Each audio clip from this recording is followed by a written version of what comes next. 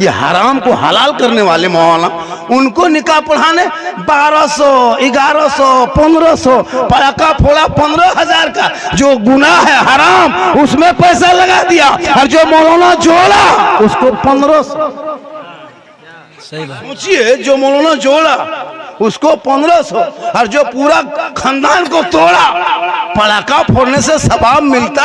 तो हम लोग जब पढ़ाते शादी में, तो फिर पटाखा फोड़ने आपको क्यों देते? हम लोग मौलाना हैं, वजू करके अमामा बांध के इतर लगा के चश्मा सुरमा करके आगे गाड़ी में बैठ के फूंक के फेंकते, डबल सवाब। चलो धीरे धीरे फूंको फेंको फूंको फेंको, कहे जो कम सवाब है तो फिर आपको क्यों देते? सही बात। आप लोग मौलवी, आप लोग पब्लिक है, जनता है, 10 टका 20 टका फोड़ते काम चल जाता है। हम लोग मौलाना मौलवी मुफ्ती, हम लोग 10-20 टका काम नहीं चलेगा, हम लोग बम लेके जाते हैं, ज्यादा सवाब होता। एक बम मारते समझी घर सीधे उड़ा दे, सीधे जन्नत।